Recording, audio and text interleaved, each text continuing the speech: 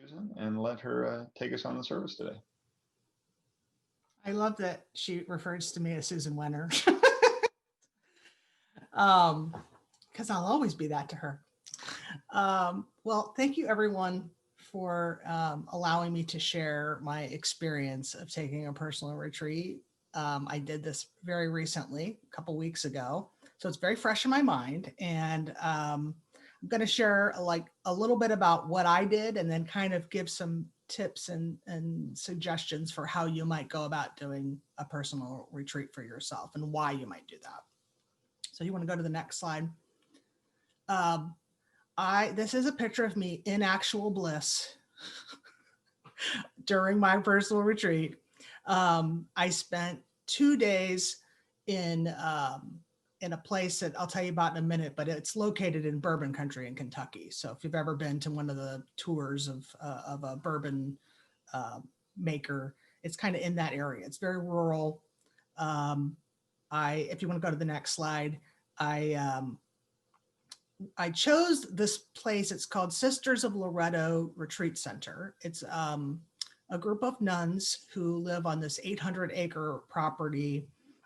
They've got kind of a community of nuns who live in some different buildings and homes, but they all have retreat centers. So they have a kind of a small group retreat center. So it's a couple of houses that you can rent for a group.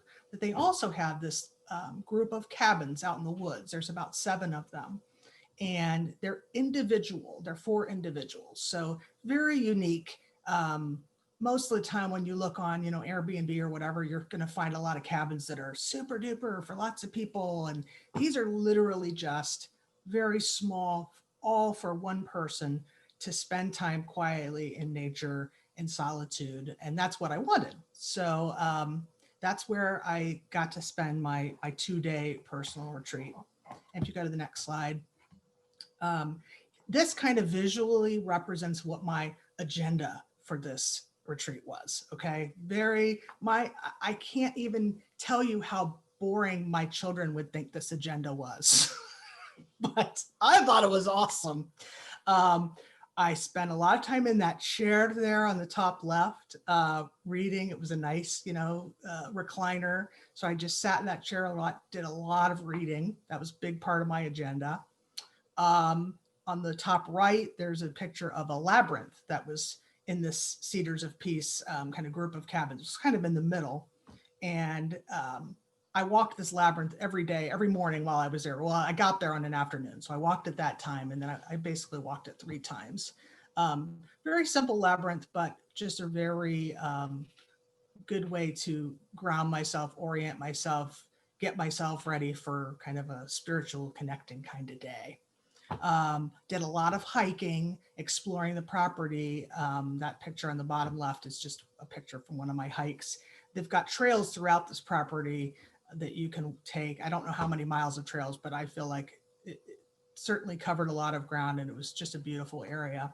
And then my other part of my agenda, the picture of the trees, just kind of looking up at the sky. So I just spent a lot of time just kind of looking at the sky, both during the day and at night.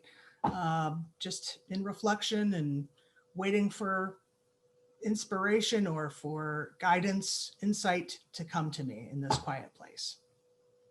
If you go to the next slide, the souvenirs, I'm going to show you a few of the souvenirs that I took from my experience. And I say souvenirs sort of lightly because my souvenirs were really, I guess, experiences. I took pictures of these little things that I discovered and found as I went around the property. One of them was this very strange little, it almost was like a monument graveyard. It wasn't a graveyard for people. It was like they had old monuments. This Sisters of Loretto have been there for over 200 years. So it's a very long history. So I imagine these are old kind of statues or things like that were no longer in good condition. And so they kind of had them in this little area in the woods. I just kind of stumbled across them. And so I thought that was just really interesting. Like even their old monuments, they treated with reverence in this sort of way to remember them. Go to the next slide. I found this bird's nest in a meadow as I was kind of walking around a meadow, and there were no occupants, sadly, but just looking for little signs of nature and beauty and in a quiet place. So I captured, that was another souvenir, finding that bird's nest. Go to the next slide. I found some really cool fungus growing on a log. There were lots and lots of fallen logs in the forests, and of course in all different states of decomposition. And I found it really beautiful to notice how the fallen trees kind of became part of the landscape in different ways. Moss growing on them, fungus, the beauty of that. Go to the next slide. And I just thought this was cool. I don't know. It made me think of like Winnie the Pooh and his little hole in the tree, like I kind of peered down into the tree, and there are all kinds of neat trees like this. Just really neat little spots that I discovered as I went around this property. Go to the next slide. So I just shared with you just a little bit about the magic of what I did on my retreat. It was just incredibly peaceful, relaxing, beautiful, refreshing to my spirit. Why did I do it? This meme that I just made this up, but I think anyone who has kids and during COVID can probably recognize, if you are like so desperate for me time or time by yourself that you actually are like, I'm in the bathroom and the door's locked, no one can bother me, then you might need to get away.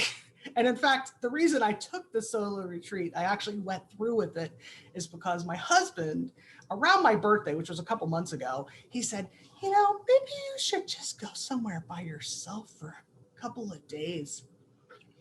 I think maybe I was like a little bit tense and a little bit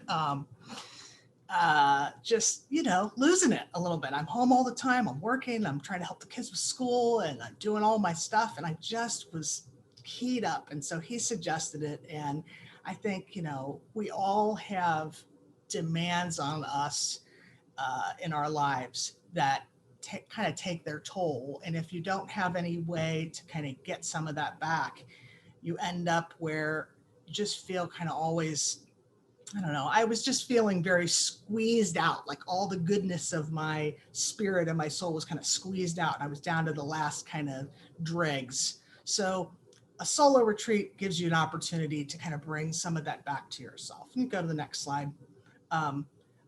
I like the concept of the Fortress of Solitude. My friend Tim, who, God bless him, joined this sermon, he was the one that talked about going on his own solo retreat. He's gotten to do ones for a long, I think he's done like months or a month or whatever. Mine was 2 days, but still he calls it the Fortress of Solitude when he goes there. And I think it's just like, Superman, he has all the powers, right? He's a super alien guy with all the powers, but even he needs to get away and just be by himself and just in this space to think and to get insight from Jarrell or whoever. So just something to think about. That it's not a sign that you are somehow weak or losing it. Sally says Wonder Woman does the same. Cool. I didn't know that. That it's a sign of strength to seek out solitude and to be by yourself. Go to the next slide. I also thought it was important. A lot of what I did during my solo retreat was stuff I kind of do at home. Like I hike and I meditate and I read and all those things. But to be somewhere else where you're not surrounded by your laundry and your dishes and your kids and just like the TV. I mean, there was no TV in my cabin. There was no Wi-Fi. And that was such a good thing because it by being away from all those distractions and all the things that kind of junk up your day and make, you spend all your time and energy kind of focusing on these daily tasks so that you don't have a lot of time for kind of the introspection in the space. So just having that time away, I think, is a good reason to take a solo retreat. You can go to the next slide. If you are thinking about doing one, I really recommend that you design it for yourself. I think, there are lots of retreats out there that I've even done some. I've done some group retreats. So like a yoga retreat I did, one that was called Soul Collage, where you would take pictures and put them together into collages. And they've all been kind of organized and led by someone, and you're in a community with other people, and that's a great experience, but that's a different experience. If you're doing a solo retreat, I really think it's important that you do what's right for you, and this is your opportunity to do that. So I chose a place that was very remote, where there weren't a lot of people. In fact, I didn't even see another person for the entire time I was there, except when I checked in and the lady that kind of runs this small group of cabins came and, checked me in and everything. Other than that, I saw no people. And I mean, I walked all over this property. There was just nobody. And that's exactly what I wanted. I wanted to not have interaction. I wanted someplace quiet. They had a kitchen in my cabin. I wanted to be able to just kind of eat by myself and have my own food, partly because of COVID, but also I just wanted to have a place that was just for me. And that's kind of how I designed it. So depending on what your interests are and what your needs are, your solo retreat might look very different. So I definitely don't want to say that what I did was the way. It was just a way. And go to the next slide. So some things that I just wanted to bring up as just considerations if you're thinking about doing this. Location, of course, is important. I would definitely wanted a place I could drive to, didn't want to fly, both because of COVID and because of cost. This was like a 3-hour drive, so it's perfect. So where it's going to be, if you want something that's very nature-y and remote, or maybe you want something that is more urban, maybe that's more of a place where you feel like you want to be. So where it is important. Amenities are something to look at. I mean, I definitely wanted a bathroom, like a real working bathroom and a kitchen. There are people, I know there are people probably in this listening right now who love hiking and backpacking, and maybe you don't need a working toilet and you don't need that. You can just go out into the woods and backpack. That's great. So if the amenities for you aren't that important, then you have more freedom to go to places where you can backpack. Some people, they might need it a little bit more cushy. Maybe they want something where someone's going to prepare meals for them. So all those things are just things to think about. It also depends on your budget, which is lower down in the list. But the place where I went, the Cedars of Peace, was $50 a night. So I wrote them a check, for $100, which I gave. I mean, I didn't even have to make a deposit. It was very low key, the whole thing. I just gave them a check when I got there, and that was it. And I mean, that was my budget. That's what I needed. But there are places where you can spend a whole lot more money and get a lot of fancy stuff. And if you've got the money, go for it. Another consideration is what your purpose is for the solo retreat. So are you going for this sort of introspective, soul connecting time, or is it something more around, like, for example, creative inspiration? If you're a creative person or you want to kind of rejuvenate your creative spirit, maybe you need to go someplace where you can do art, or collect ideas for some project you're working on. So all that stuff matters, and when you're designing it and why you're doing it. I thought about going, for example, to New York City, which is the complete opposite of what this retreat was, but just to go and look at art, because New York City has so much great art. It would be such an amazing experience to go, but that's like a different kind of thing. Consideration of social interaction. Do you want some or not? I think interacting with people socially, it's kind of weird because COVID has put us in this very strange situation where we're much less, we're interacting much less with other people. But it does take a lot of your energy to interact with others. So for example, when I've gone on retreats where I'm, in group with others, a lot of what I'm doing is getting to know people, being friendly, kind of being on, and that all kind of takes away from your own personal recharging. So that's why for this particular retreat, I live with my husband, my children, and my dogs all the time. I'm almost never alone. So I wanted a place where I would just be alone and not have that going on. Timing is another thing I needed to try. I found that I had to book this place a couple months in advance because it's pretty booked up. But I ended up going over the winter solstice, which was kind of cool. It was right before Christmas. This is typically a time when I get pretty stressed out. So I kind of purposely picked it like, okay, it's the winter solstice. It's right before Christmas. It's a good time to kind of reflect and recharge. But, you know, whatever the timing issues are for you for work or school or whatever, it's just things to consider. I mentioned budget already. The last thing is support. If you have children, pets, etc., just making sure that you kind of have people in your corner to help you out while you're away. So my husband was great. He, you know, he said, go on your trip. I've got the kids. We're good. And, you know, I didn't get any panicked phone calls about, oh, I don't know how to make my cinnamon toast, Mom. What do I do? He took care of that. So everything was good. And that helps if you have to go away and there's people that count on you to know that they've got it. Go to the next slide.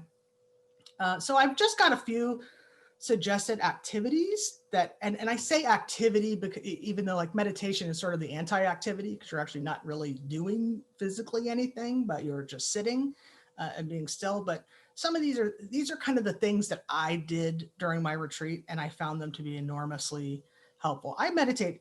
I'm a pretty regular meditator, so I do this at home every day, but doing it in my retreat was kind of different because I was like in this quiet place and I had no other things to do. I had no schedule to follow. So I could do longer meditations. I could meditate outside or inside or however I wanted. So incorporating that into it was important for me. Go to the next slide. I also did yoga. And I brought some videos on my phone that I followed because I'm not really I don't just do yoga spontaneously. I need someone to show me some things. But doing yoga was, thanks, buddy. Doing yoga was another thing that I enjoyed doing just to stretch my body and feel, you know, get some flexibility going. And if you go to the next slide, I think it's hiking. Yes. So after hiking a lot out in the woods, going on and off trail, I definitely needed to do some yoga. And that was another important activity. I wanted to be somewhere where it could be near nature and just kind of get out and explore it. I mean, there was a waterfall I came across. There were different lakes and ponds. And like I mentioned, that meadow where I found the bird's nest. There were just all kinds of neat little places that I wanted to get out and just use my body, get exercise, and enjoy this beautiful place. And by the way, winter I know is not maybe as visually appealing as maybe summer or spring with hiking or even fall, but there is something really cool about winter because everything kind of gets removed from the environment. You can see a lot more, you can see a lot more clearly. Ice kind of forms, and there's just a lot of neat stuff about hiking in winter. So I do recommend it. Next slide. I spent a lot of time reading, and I am a reader. I read at home, but man, when you're in a place where there's no disruptions, no interaction, you're just there. I've got my phone on do not disturb. I mean, I read this whole book in the day, and it's not an easy, quick read. It's not like one of those kind of books. I recommend this book, by the way. It's kind of a good book about meditation and using mindfulness as a way to be more connected spiritually without relying on a specific religious tradition. So I think a lot of people here would like it.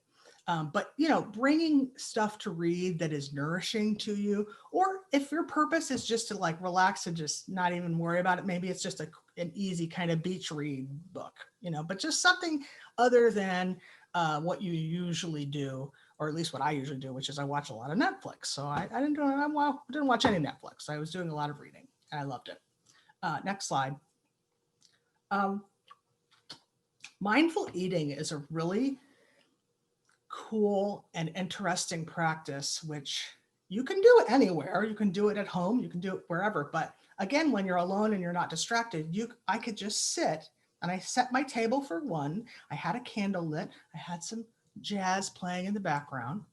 And I just really sat with my meal and appreciated it, thought about where it came from, who was involved in the food coming to where I was right then, and just tasting every bite and just being there in the moment with the food. It's definitely a really cool experience. I recommend it. And it's part of what you can do on a retreat when you're by yourself. You can easily do this. And I did it for each meal that I ate, which I think it was like 4 meals. So really special and definitely very different from the kind of usual stuff in your face as you're, looking at your phone or whatever. Next slide. I also really think that some kind of ritual is helpful. So I wanted to do a ritual that had to do with winter solstice because I knew, I was there during the winter solstice. So I just felt like I want to do something. And I came across the different options, but one of the rituals was to write down on a piece of paper things you wanted to let go or release from the previous year as you're moving into the new year, and then burn it. So I did that. I wrote down some things that I wanted to release and let go of. And believe me, 2020 had plenty of them. And then I went outside and I lit the piece of paper and I let it burn. And then I looked at the great conjunction outside in the sky of Jupiter and Saturn coming together. And that was another kind of meaningful ritual. And just thinking about that, that only happens once every 800 years or something. I got to see it in the sky. It was really cool. But that's kind of a representation of how every moment is unique. And, you should stop and look and notice because that moment will never come again. So I think finding some rituals that you can do is a nice activity. You go to the next slide. This is a picture of my little bedroom, and it just had a twin bed. I brought my grandmother's quilt that she had made for me and put it on the bed. And the rest that you get, again, when you're by yourself, there's nobody waking you up saying, I need, food. The dogs aren't insisting that you let them out. You're just there. It's quiet. The only noise I heard at night was cows mooing. I mean, I didn't even know what the sound was. I heard the sound and I was like, is someone moaning? What is that? I'm such a city girl. It was just cows, but it was so quiet and just a really great place to sleep. And I didn't have to set an alarm. I could just sleep as long as I needed to. And I think that's really important for people who are really busy and do a lot of things. So just get some really good rest. So that was one of my favorite activities. And this is the desired outcome of a 2-day solo retreat. This is a selfie I took while I was out towards the end of my time at the Cedars of Peace. And I hope you can see in my face, like just very satisfied, very happy, content, filled with connection with the earth and with the sky and just myself. I just felt good. It just felt really good to just be me. And I brought that home with me and was able to bring that home to my family. And, we had a really nice Christmas together. And so I can't recommend it enough to have an experience like this where you can have a face like this. I hope everyone gets a chance to do that. Go to the next slide. Oh, the next slide is discussion. So sorry. But that's pretty much my sermon is just sharing my experience. And I really encourage everybody to think about whether this might be something you'd want to do. I plan to do this again. Actually, I plan to do this every quarter. I'd like to do it during, the spring equinox and the summer and the winter, each season, just to mark the change of the season. Thanks for listening to another episode of the Harmony UU podcast. Check us out online at harmonyuu.org for more details. You can also find us on Facebook. Just search Harmony UU. If you're in the Cincinnati area, please stop by one of our services on the first and third Sunday of each month at 10 a.m.